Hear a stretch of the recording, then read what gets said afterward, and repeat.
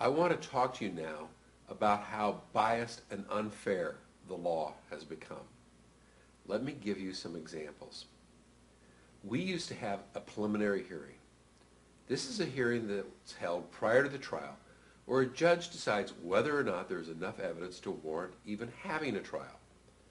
We used to be able to call witnesses at that hearing, and it gave us an opportunity to question the accuser. Well, what happened is in the McMartin case, the preliminary hearing lasted about a year and a half. Most preliminary hearings last a day or a day and a half.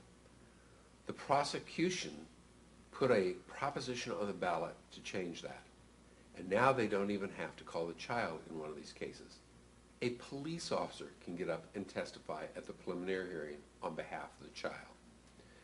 Further, we cannot call witnesses. We used to be able to.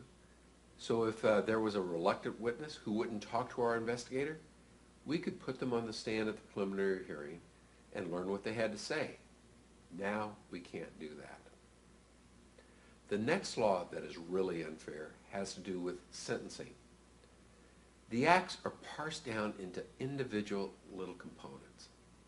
Let's say a child molestation carries 8 years, and the child says, well, he touched me on the left breast, then he touched me on the right breast, then he touched me on the vagina, and then he touched me on the left breast again. Well, there's 4 counts at 8 years apiece, and that took about 15 seconds. That is why you hear about sentences of 400 years and up. The law is designed to usually require that each act be served consecutively and not concurrently, tying the judge's hands, which means that you add one sentence on top of another for each count. Each year there are more and more laws covering this area, and they are designed to make it easier to prosecute and require more severe punishment. For example, people who would go to state prison get 50% credits for good time work time, but not for sex cases. They have to serve 85% of their sentence. That's an effective increase of 70% more than you would spend in prison, even though there's been no change in the law having to do with the length of sentence of each count.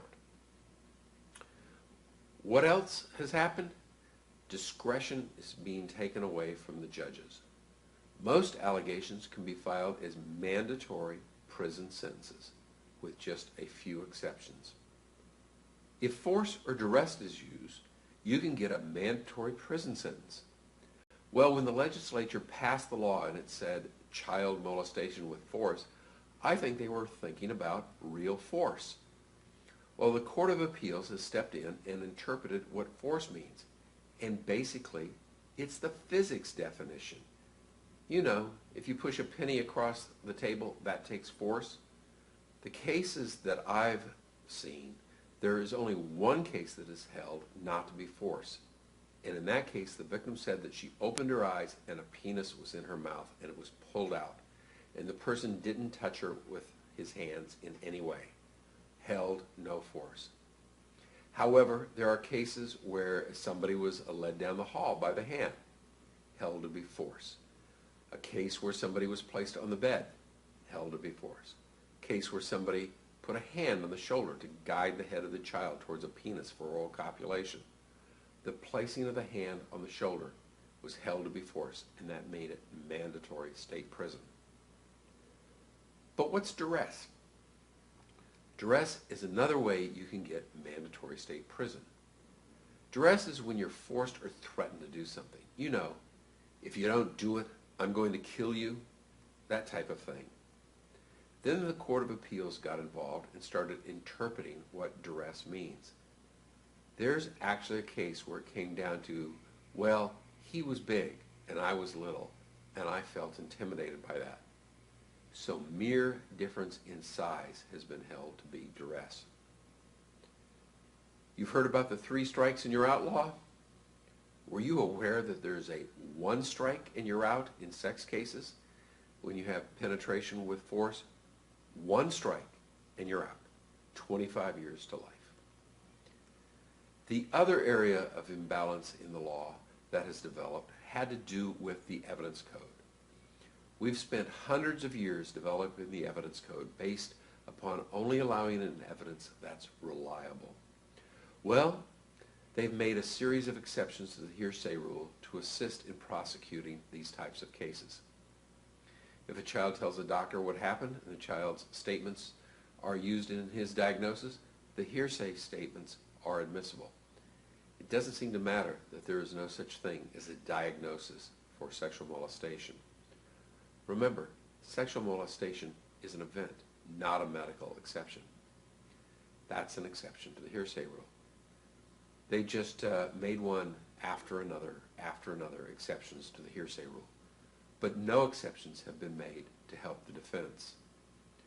The Supreme Court in Crawford v. Washington has placed some limits on the ability of the state to make hearsay exceptions.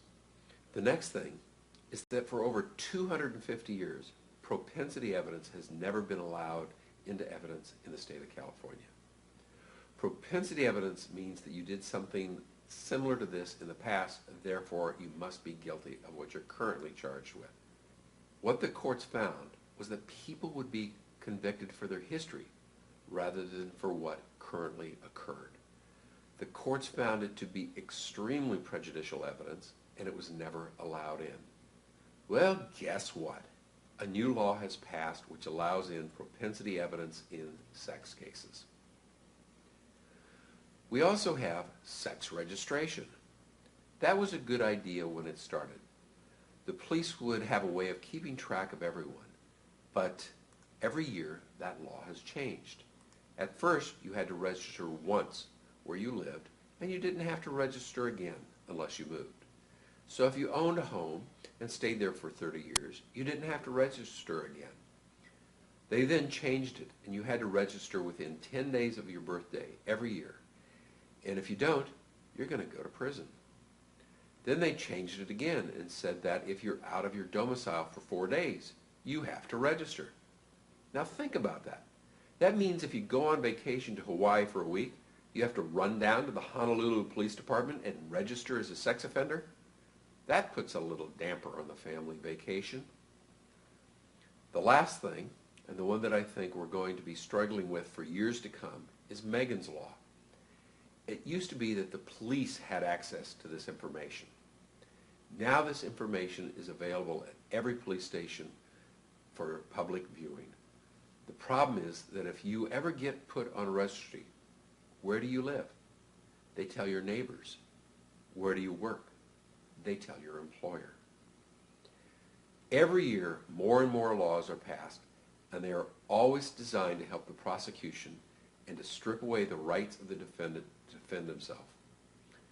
Another thing I want to mention is the sexually violent predator law. After you have finished serving your complete sentence, they can now transfer you to a mental hospital.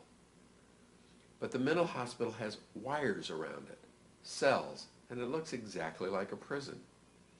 The theory behind it is that it's a civil commitment.